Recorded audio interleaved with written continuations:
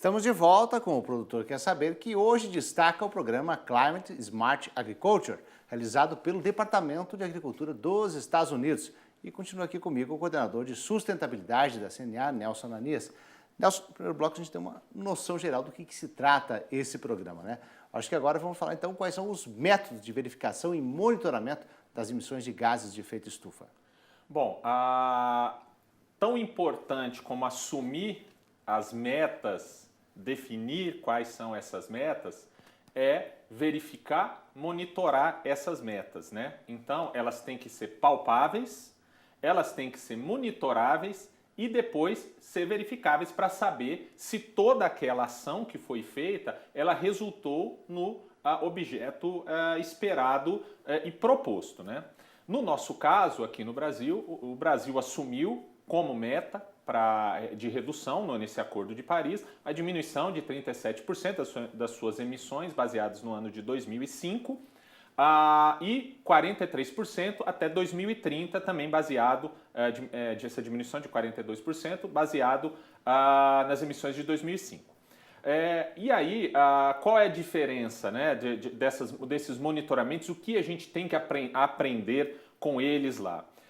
Primeiro, a questão de realmente aplicar aquelas tecnologias e que aquelas tecnologias recebam ou tenham, né, ações como, né, você tem lá um arcabouço, né, uma ferramental no campo de maquinários, de instrumentos que formam uma rede muito complexa e muito efetiva de medições. Então, você tem uma rede, por exemplo, meteorológica, que acompanha pluviosidade, emissão de carbono, queda de neve lá, porque ao contrário do nosso sistema, né, nosso clima, lá eles não conseguem plantar o ano inteiro, exatamente porque eles têm um período de inverno muito rigoroso. Vazio sanitário forçado. Vazio sanitário forçado. Eles têm uma diminuição da incidência de pragas e doenças muito grande, porque existe um vazio sanitário forçado lá, coisa que a gente não tem aqui, que a gente precisa de lei para que haja vazio, né?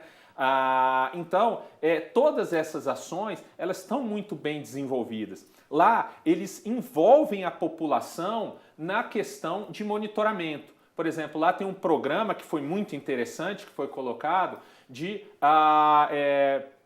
medidores, né, de tempo e clima voluntários. Então, a pessoa vai, ela se cadastra no site, ela recebe instrumentos de medição de pluviosidade, de neve, tudo, e todo dia, 7 horas da manhã, elas reportam isso por todo o país, num centro de climatologia. E este centro, ele sabe exatamente a pluviosidade em qualquer condado que eles têm lá, né, que seria semelhante aos municípios, aqui. Então, essa rede, ela é muito importante. No Brasil, a gente tem problemas muito sérios de monitoramento e verificação.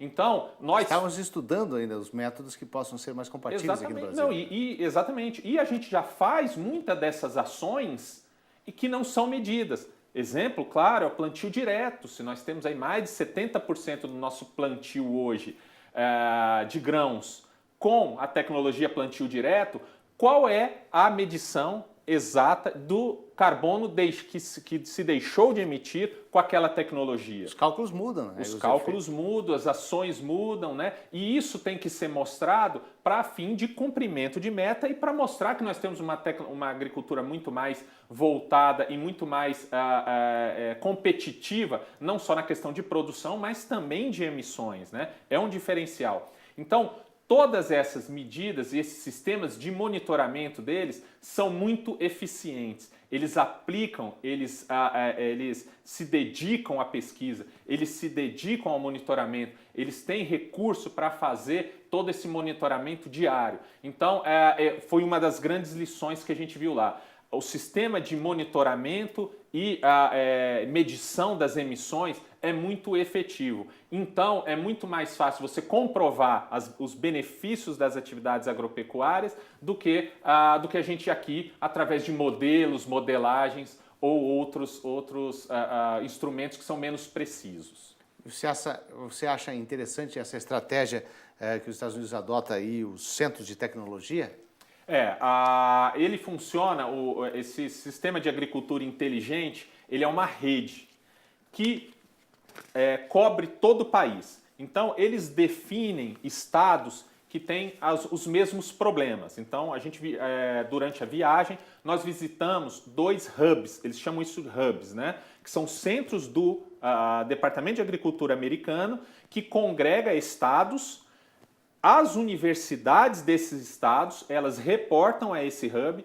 Esse hub, que é composto por pesquisadores, doutores, todos aqueles que estão envolvidos na agricultura, eles centralizam a demanda do produtor, resolvem essa demanda produtor e a resposta ela segue em 2 sentidos.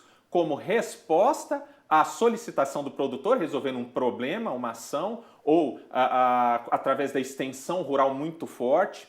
E este reporte ele volta para o Sistema Nacional de Políticas Agrícolas solicitando ações no sentido de ou recurso para pesquisa, ou seguro agrícola, ou seguro safra, tudo aquilo que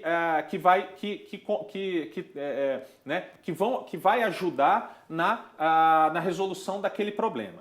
Então, por exemplo, a gente viajou e visitamos o hub que fica em Denver, no Colorado, muito voltado a áreas mais semiáridas, né? Um semiárido que eles têm lá, chuva de 400, 500 milímetros por ano, e ali com umas pastagens de baixa produção de matéria seca, mas muito nutritivas. Eles diminuem, por exemplo, a lotação de animais. No entanto, como a pastagem é nutritiva, eles põem animais com maior qualidade de carne. Então, eles diminuem o volume, mas melhoram na qualidade. Então, eles têm um mercado melhor para isso. No mesmo hub, nós trabalhamos com questões de escassez de água, porque 400 milímetros não dá para plantar nada, né? Não tem condição. Mas eles fazem um monitoramento do degelo da neve e aproveitam aquela água para irrigação, né? Para o uso na agricultura e outros usos de cidade. Então eles têm um sistema todo pronto. Aí nós fomos a outro hub que fica no Iowa, que é no Corn Belt, né, a região do cinturão do milho, aonde nós vimos um outro tipo de tecnologia e outra aplicação mais voltada para a produção de grãos e de soja. Lá o milho, né, você vê muitas ações no sentido de a preocupação com a água é menor, muito menor, porque ele tem um regime pluviométrico muito melhor, muito mais bem distribuído.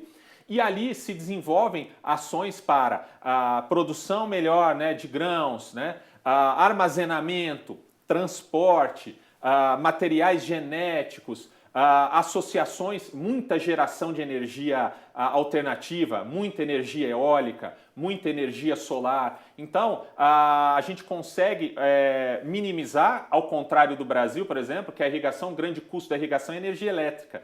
Lá, o grande custo é a água. Só que, como eles geram energia elétrica, eles conseguem fazer isso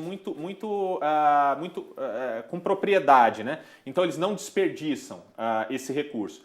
Isso mostra a diferença de hubs e a importância, que foi a pergunta, dos hubs e a sua representatividade, chegando da ponta, que é o produtor rural, até os grandes tomadores de decisão, que são o Departamento de Agricultura, de Meio Ambiente, todos aqueles que estão em Washington. Agora, quais os impactos econômicos das mudanças climáticas e os mecanismos adotados então, pelo governo norte-americano? Bom, em cima da política federal de que não existe a mudança climática, né, segundo o presidente Donald Trump, né, não existe efeitos, isso é algo que foi criado pelos chineses. Essas políticas, elas existem, ainda continuam sendo incentivadas, continuam sendo implementadas, mas eles não definiram para eles próprios metas nem prazos. Então, tudo aquilo que vai sendo imposto pela comunidade internacional da questão da diminuição, eles não se comprometeram. Então, as políticas, elas seguem focadas na pesquisa, desenvolvendo materiais, tecnologias, manejos que aumentem a produtividade, emitindo menos e trabalhando a questão da economia e do social. Então, as políticas, elas incentivam essas tecnologias, né? Então, nós conseguimos acompanhar os biodigestores, eles têm grandes programas de biodigestores para geração de energia e aquecimento. Eles têm grandes áreas de culturas que são adaptadas a essas alterações climáticas, e tudo isso conjugado mantém uma política agrícola forte e uma economia muito forte, baseada num social bem definido. E como é que essas políticas impactam no dia a dia do produtor norte-americano? Eles têm um canal aberto diretamente com a extensão. Nós temos um problema sério no Brasil, e aí a gente consegue, né, a gente vai fazendo esse paralelo, porque a gente sabe as fragilidades da agricultura, do sistema agrícola brasileiro, e é quando você vê o que o deles é forte, a gente ressalta na nossa visão durante a visita. Então, isso impacta diretamente no produtor rural, porque o sistema de extensão é muito forte. Então, qualquer ação que você precise, qualquer problema que você tenha, qualquer necessidade de alteração ali no sistema produtivo, isso é oferecido ao produtor rural. O produtor rural às vezes nem sabe que tem o problema, mas a extensão, que é papel da universidade lá, ela chega e fala, ó, você está usando pasto, por exemplo, a gente visitou uma propriedade que fazia pastagem com floresta nativa. Então, conseguiu-se conciliar ali uma produção de pastagem dentro de um ambiente de floresta, com uma produção melhor do que ele tinha na área, com material genético muito melhor, fazendo o aproveitamento da floresta. Então, isso a universidade ela oferece ao produtor rural. Então, não existe mais nenhum problema, né, de não aderir ou não saber, não usar a tecnologia porque não teve acesso a ela. A tecnologia está lá e os trabalhos e a oferta de tecnologia bate na porta do produtor rural na sua fazenda. Agora, Nelson, para encerrar, então, qual é a importância da CNA participar do Climate Smart Agriculture? Bom, muito importante, nós que somos agricultores, né, nós que somos os grandes responsáveis impactados pela mudança climática e os grandes impactados por essas alterações, e segundo as nossas indicações, né, de nossos comprometimentos para cumprir esse acordo climático, nós seremos os grandes responsáveis por acumular carbono, ser mais eficiente no uso do solo, do nitrogênio e todas aquelas tecnologias que são emissoras. Então, foi muito importante para mostrar que o Brasil precisa continuar crescendo. Gerar gases de efeito estufa faz parte do crescimento porque nós somos um país em desenvolvimento. O que nos cabe é mostrar que a nossa agricultura é forte, que nossa agricultura não é tão eficiente quanto elas dentro do campo, mas falta a gente incorporar essas outras tecnologias que estão fora do campo para mostrar e definir e mostrar que nossa agricultura tem esse diferencial, que produz mais com menos emissões. Tá certo, eu agradeço então a participação do coordenador de sustentabilidade da CNA, Nelson Ananias Filho. Muito obrigado, tenha um bom dia. Eu agradeço, um bom dia a todos.